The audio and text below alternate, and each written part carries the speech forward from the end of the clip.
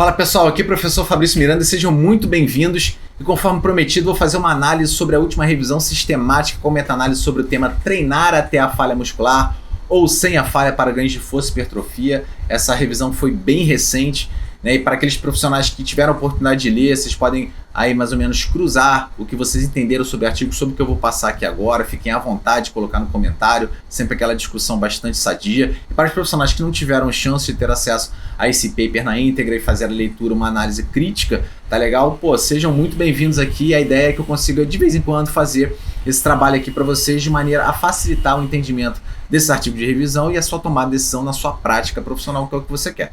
Tá legal? Então, de maneira alguma eu julgo profissionais que tiveram dificuldade na leitura, isso é normal, tá legal? Mas é importante que você tenha canais como esse aqui para que você possa se aproximar a uma verdadeira visão do artigo e não simplesmente em postagens dizendo que você deve treinar, você não deve treinar, mas sim analisar o que de fato os autores, quando fizeram a meta-análise, queriam mostrar com seus resultados. Então vem comigo para a gente entender isso aí. Se tiver um barulhinho no final aí do vídeo, é porque tá tendo uma obra aqui em casa, então espero que não atrapalhe aí o entendimento. Tá? Eu tô com a pré-prova aqui desse artigo, eu peguei lá no ResearchGate do autor. Possivelmente aí esse artigo está em ahead of print, ou seja, ainda vai ser indexado numa base de dados. Aliás, já foi indexado, mas a sua versão original está para ser publicada. Então, possivelmente na questão estrutural esse artigo mude alguma coisa, mas na versão do conteúdo em si a gente não vai ter nenhuma mudança. Tá legal? Então, o artigo intitula-se Efeito do treinamento resistido realizado em repetições até a falha ou sem a falha muscular,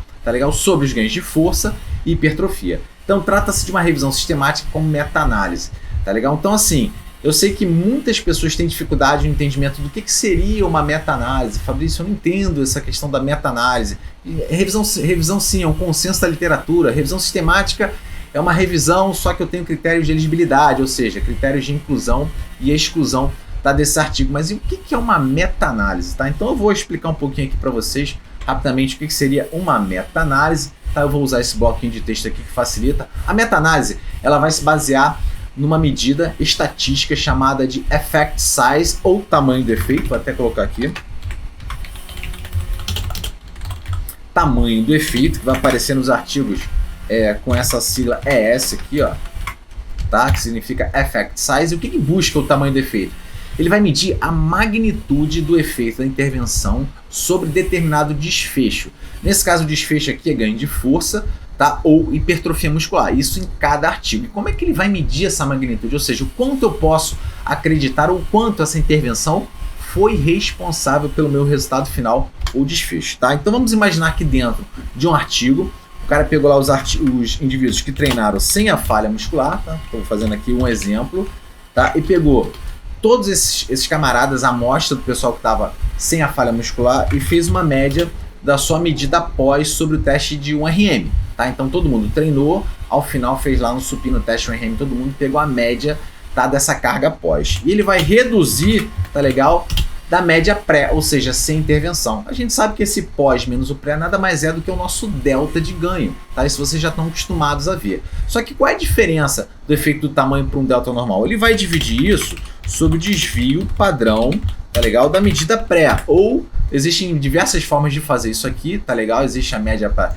o desvio padrão padronizado, existe simplesmente o desvio padrão comum, mas eu vou mostrar aqui o básico para vocês, que é o que normalmente se utiliza nas meta-análises, que seria o quê? O desvio padrão, uma medida de variabilidade dessa amostra.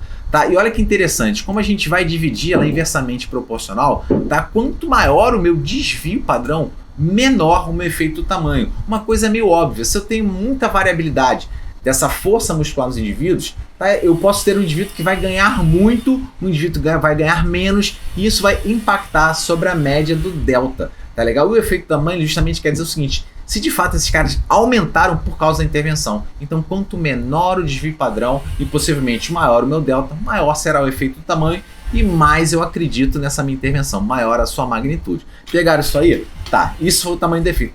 Fabrício, mas como isso é utilizado dentro dos artigos de meta-análise? Eu vou fazer uma diferença entre as intervenções.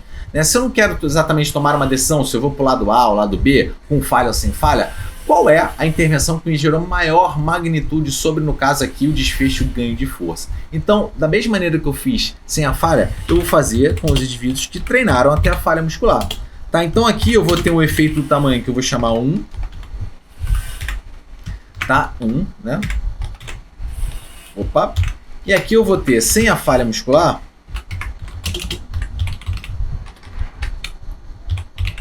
o efeito do tamanho 2. Tá? E o que eu vou fazer vai ser muito simples. Eu vou fazer o seguinte, eu vou pegar o ES2, que são indivíduos sem falha, tá?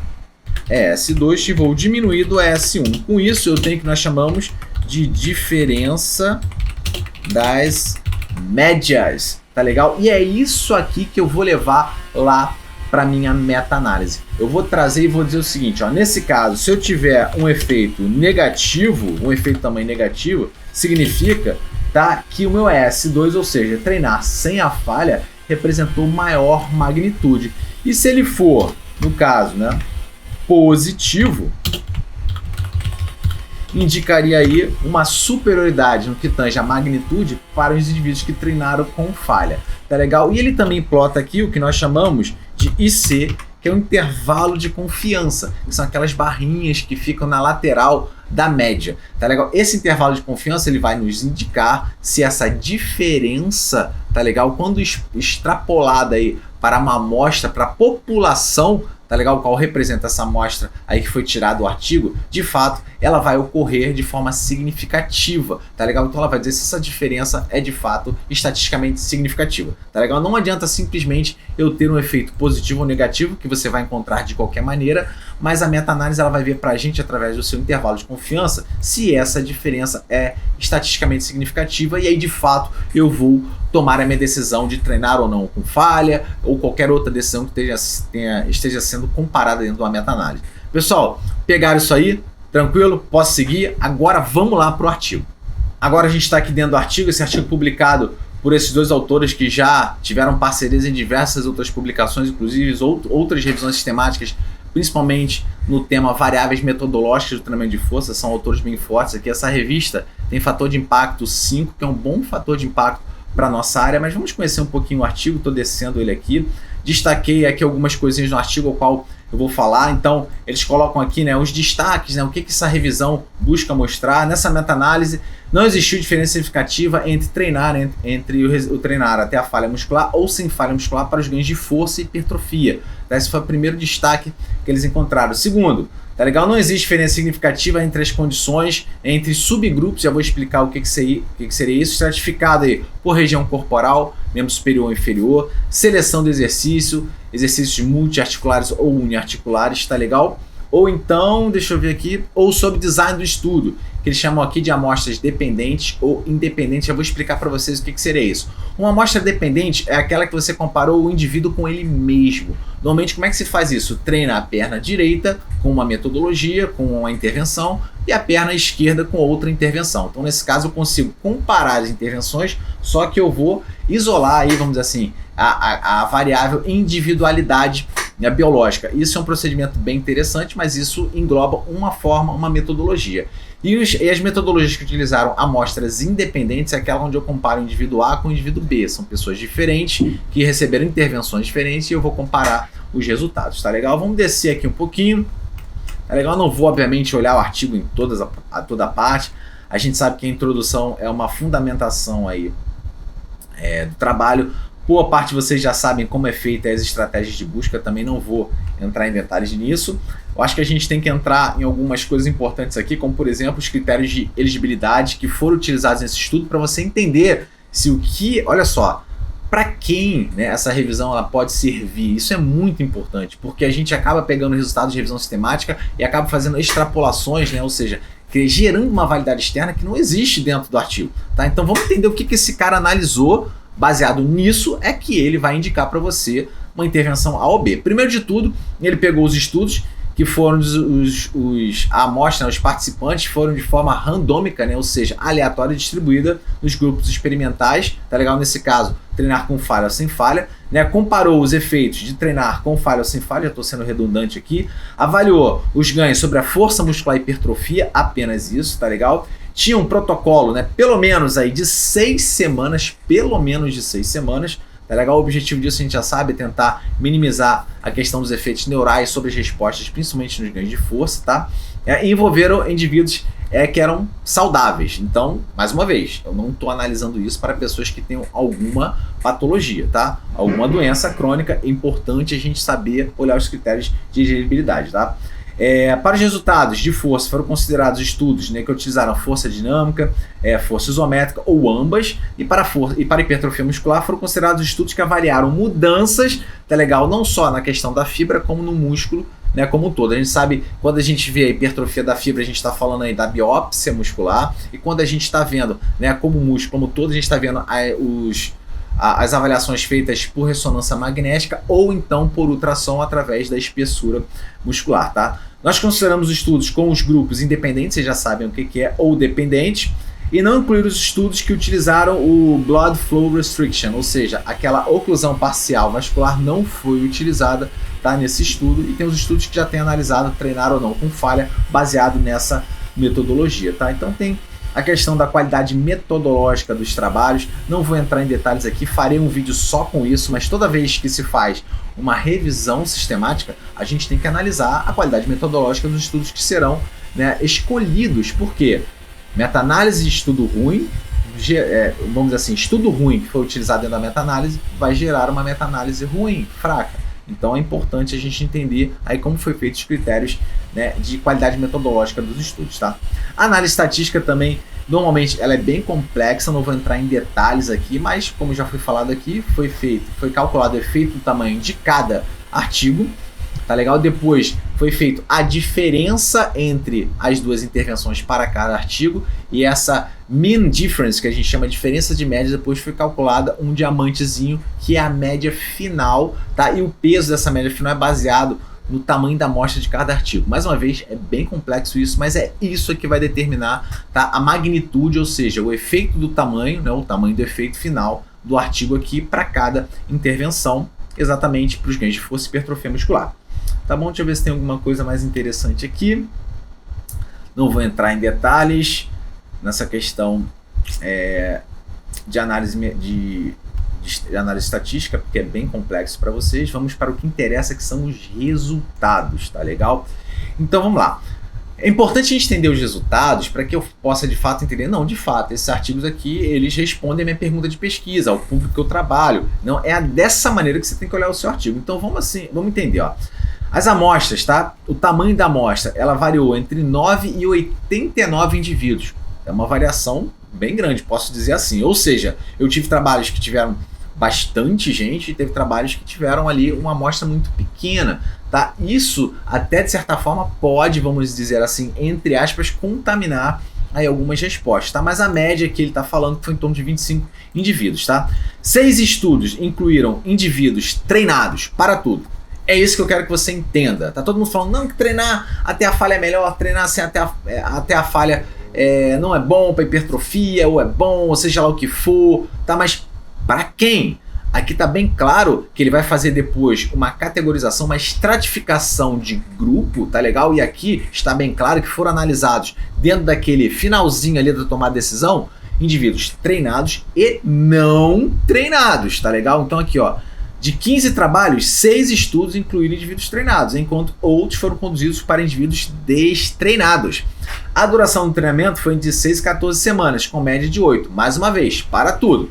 Esses estudos foram baseados em até média de 8 semanas. Fabrício, se eu pensar em um ano, se eu pensar em mais tempo, serve eu levar essa informação? Com muita cautela. A gente sabe que, por exemplo, uma mudança numa variável metodológica dessa pode representar uma quebra de adaptação. E por que não a falha muscular não poderia ser essa variável de quebra, tá, de platô? Então, muito cuidado com isso, tá legal? É importante que a gente entenda que quando eu penso em média de 8 semanas de intervenção, esses resultados se aplicam a essa característica, tá legal?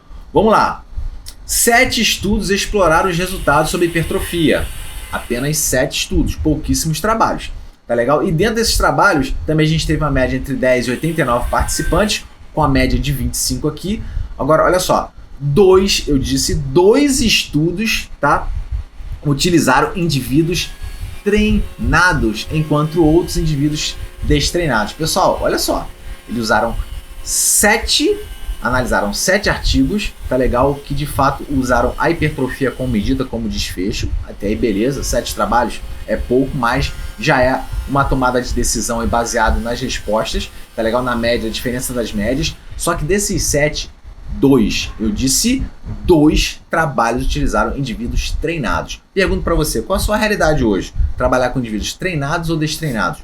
E até essa categorização, essa questão de saber se o indivíduo é treinado ou destreinado é muito difícil, existem discussões sobre isso, mas de qualquer forma se baseia em tempo de intervenção, às vezes se baseia aí no seu, na quantidade de carga que o cara consegue mobilizar, no percentual do seu peso corporal, por exemplo, no agachamento ou no supino, existem algumas diretrizes para isso, mas para você entender, 2 trabalhos verificaram hipertrofia em indivíduos treinados, comparando treinar com falha ou sem falha, inclusive essa é a grande discussão desse trabalho aqui. Também, mais uma vez, os programas tiveram em média 6 a 14 semanas, tá legal? Então, mais do que isso, possivelmente a gente já vai ficar no limbo, tá legal? E treinar 2 a 3 vezes por semana. A hipertrofia normalmente foi avaliada pela área de secção transversa, que já foi falado, tá legal? E também pela variação de mudanças de fibra tipo 1 tipo 2 ou através da sua espessura no ultrassom. Aqui ele fala alguma coisa de qualidade metodológica. E agora vamos para os resultados, tá legal? Nos resultados, eu acho que eu vou dar um jump, né? Pular aqui. Tá lá para a tabela que vai facilitar um pouquinho o nosso entendimento. Vamos analisar os resultados agora. Uma dica que eu dou, toda vez que você for analisar um artigo, não fique preso à discussão do autor, à conclusão do autor. Isso é um posicionamento do autor, que mesmo que ele confronte a literatura, sempre existe um viés, né, da questão do autor se posicionar em relação aos seus resultados, mas os resultados não mentem, estão ali. Inclusive a gente pode interpretá-los de diversas maneiras. Eu vou fazer a minha interpretação e toda vez que eu tenho um artigo eu vou direto nos resultados e é a partir dele que eu tomo minha decisão, tá? É isso aí que você tem que fazer, tá? Então vamos analisar por subgrupos. Como eu te falei, a gente tem o resultado geral de todos os artigos, que mesmo em critérios de elegibilidade que foram falados aqui, a gente tem diferença sim entre, por exemplo, treinar membro superior ou inferior, região do corpo, status de treinamento do indivíduo é treinado ou destreinado. A gente tem a questão também, por exemplo, de estar utilizando amostras dependentes, vocês já sabem o que é, e amostras independentes, também é uma questão que tem que ser analisada. Se os estudos compararam, né, mesmo protocolo que equalizou o volume total, isso é uma questão importante, já foi mostrado aí a importância do volume total, a interferência do volume total sobre os resultados, por exemplo, sobre a hipertrofia e força muscular. Deixa eu ver se tem mais alguma coisa aqui. Ah tá, e a questão do exercício utilizado, se foi únio ou pluriarticular como teste de força, tá legal? Um dado menos importante, mas não deixou de ser estratificado nos resultados. Vamos analisar então? Então aqui a gente tem uma tabelinha, vou desmembrar essa tabela aqui para vocês. Nessa coluna aqui a gente tem, né, os resultados sobre a força muscular e as variáveis estratificadas, que foi status de treinamento, se o volume foi equalizado, a região do corpo superior ou inferior, se foi utilizado um exercício uniarticular ou pluriarticular, e o design do estudo, como já foi falado aqui, se foram utilizadas amostras dependentes ou independentes. A classificação aqui para cada estratificação, a diferença do efeito do tamanho, tá legal? Mais uma vez, se ela é negativa, ela é favorável, né, ou ela foi maior para os indivíduos que não usaram a falha muscular, e se ela é positiva, tá, ela demonstra que o efeito tamanho e magnitude foi superior para os indivíduos que treinaram até a falha. E o p-valor, tá? Algumas pessoas não gostam de olhar p-valor, tá? Mas o p-valor, ele indica sim que existe uma possibilidade desse mesmo resultado ser extrapolado de forma significativa para a nossa população. Então ele tem a sua importância se você sabe interpretá-lo, tá legal? E aqui os valores, sabemos que abaixo de 0,05 a gente tem uma diferença estatisticamente significativa que poderá ser extrapolada aí para a população caso esse procedimento seja repetido. Tá legal? Então vamos analisar aqui, ó, para força muscular. Quando eu comparo indivíduos treinados e destreinados, aqui a gente tem uma ligeira, tá? Porque o efeito tamanho está bem baixo, mas temos, tá, uma ligeira superioridade para quem não fez falha muscular, tanto para treinado e destreinado, sem diferença significativa. Ah, Fabrício, então não precisamos treinar em falha muscular. Para ganhos de força, a princípio não. É o que a gente está vendo aqui. Ah, mas então eu não posso treinar em falha muscular? Você pode treinar em falha muscular. O artigo não está falando isso. O pessoal fala, não precisa treinar até a falha tal. Não, você pode treinar em falha muscular. Isso terá outras implicações. Mas não tem diferença, tá legal? Principalmente aqui para indivíduos treinados ou destreinados, se o objetivo final, se o desfecho é ganho de força, tá? E para os estudos que controlaram ou não controlaram o volume, olha que interessante. Quando o volume é igual em treinar falha ou sem falha, a gente percebe também que não tem diferença. Inclusive ficou positivo, mas quase zero, tá vendo? Essa diferença entre as médias. Então, de fato, não tem diferença. Tá? Mais uma vez mostrando a importância de se equalizar o volume quando eu quero analisar uma determinada variável, nesse caso, treinar ou não com falha muscular. No entanto, para estudos que não equalizaram, possivelmente, né, estudos que geraram maior volume, tá? E deixa claro aqui que os estudos que geraram maior volume foram aqueles estudos que não usaram falha muscular, uma questão óbvia da implicação da fadiga. Repara aqui, ó, eu tenho valor negativo, favorável a quem treinou sem falha, tá? E aqui, ó, a gente tem uma diferença estatisticamente significativa. Fabrício, o que significa então? Sim, eu posso extrapolar isso para, né, indivíduos, no caso aqui eu não sei, ele não estratificou treinados ou destreinados, mas que realizaram maior volume de treinamento, ou seja, sem treinar, sem usar a falha muscular para indivíduos que geraram maior volume de treinamento, possivelmente eles terão maiores ganhos de força do que aqueles indivíduos que treinarão em falha com volume menor. Preste atenção nisso, porque se o volume for igual, não tem diferença. Região do corpo, treinar. Os testes foram feitos para exercícios para membros superiores e inferiores também. Não apresentaram diferença para ganhos de força, treinar com falha ou sem falha, o que mais uma vez mostra que treinar sem falha vai levar os mesmos ganhos de força. A mesma coisa aconteceu para os uni e multiarticulares, os exercícios que foram testados, e nas amostras dependente e independente, ou seja, o indivíduo que foi testado com ele mesmo, ou testado com com diferentes indivíduos, também parece que não tem diferença. Então, para a força muscular, me parece que treinar sem falha ou com falha não tem diferença, porém, para indivíduos que geram maior volume de carga, isso foi favorável a quem treinou sem falha. Show? Olha só como é que é diferente tu analisar uma tabela do que ficar lendo discussão e conclusão. Tá legal? Sobre a hipertrofia muscular, aqui que a gente tem que ter bastante cuidado, tá? Status do treinamento. Indivíduos treinados e destreinados.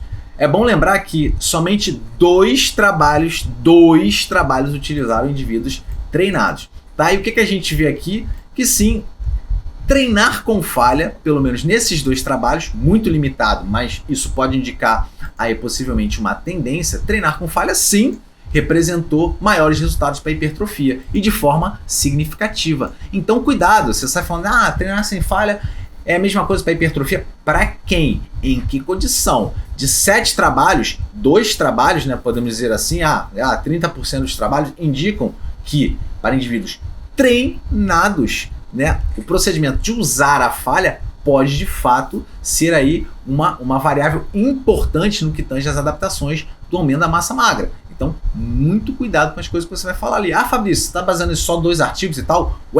Os resultados estão aqui, cabe você interpretá-los ou não. E para indivíduos destreinados, aqui ó, mais uma vez, engraçado que ficou positivo. Olha a tendência aí, mas eu não gosto de ficar falando de tendência porque a gente tem aqui ó, o intervalo de confiança que mostra que teve indivíduos que podem ter ganhos sem falha e com falha também. Então, na população geral, tá, a gente vê aqui que não teve diferença estatisticamente significativa entre treinar com falha ou sem falha. Tá legal? Com volume equalizado, a gente vê também aqui que não tem diferença. Com a região do corpo, a gente também vê que não tem diferença. E para modelos dependente ou independente de amostra, também não tem diferença. Então, mais uma vez, para hipertrofia muscular, a gente entende que não tem diferença treinar com falha ou sem falha, tá? De uma maneira geral, quando o objetivo é hipertrofia.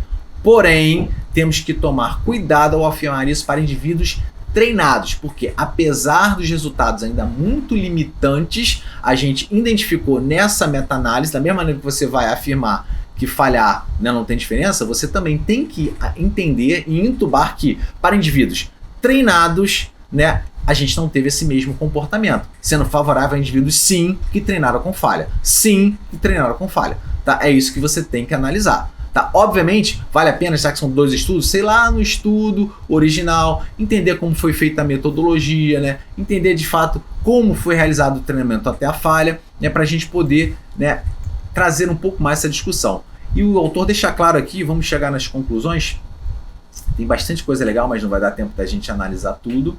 Vamos subir aqui um pouquinho. Não tem vamos pensar aqui áreas para as futuras pesquisas, tá?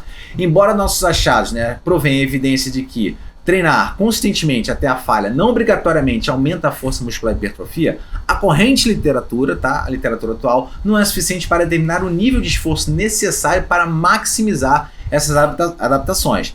Né? Assim, está bem claro aqui, né? Quer dizer, não está claro se alguns efeitos deveriam ser encontrados se indivíduos parassem, por exemplo, as suas séries, né, 5 repetições antes da falha ou 2 repetições, né, antes da falha, aquela famosa repetição de reserva. Então, futuras pesquisas deveriam buscar, né, a qualidade desse limiar de como, né, a quantidade de repetições, né, próximas à falha ou não deveriam ser suficientes para elicitar exatamente essas respostas adaptativas ótimas, tá? Isso deveria ser quantificado através de várias amplitudes de repetição, como a relativa magnitude de carga que será necessário para influenciar esses resultados sobre o desfecho, no caso, hipertrofia e força muscular.